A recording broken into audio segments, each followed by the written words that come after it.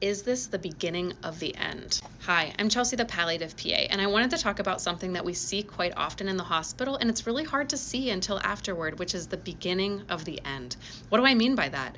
So essentially, sometimes we see someone who is very frail, someone who is very sick, someone who is very elderly, come into the hospital, and all of a sudden, they're just having little bits of decline. Maybe this is even their first hospitalization, but over the past couple of months, their family has noticed they're not eating as well. They're not drinking as well. They're a little more wobbly than usual. They're a little more forgetful than usual. They're just not quite themselves. Something is off.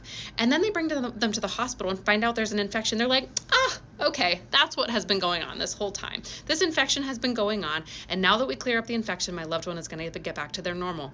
But for some reason, they don't. Sometimes, unfortunately, this is the beginning of the end. Our bodies know how to die.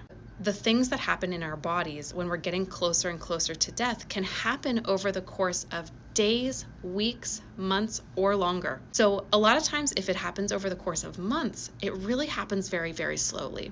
And it shows up in things like slowing down or stopping eating, slowing down or stopping drinking, becoming more delirious, becoming more confused, becoming more drowsy, sleeping more, less awake time during the day. Little things throughout the day that really build over time. Sometimes it's hard to see as it's happening, but at the end, or when someone lands in the hospital, or when they continue to have this decline, or they hit a big steep decline, we say, oh, okay, over the past couple of months, we've been seeing things happen. We didn't put the pieces together until now, and now we know that this is the decline.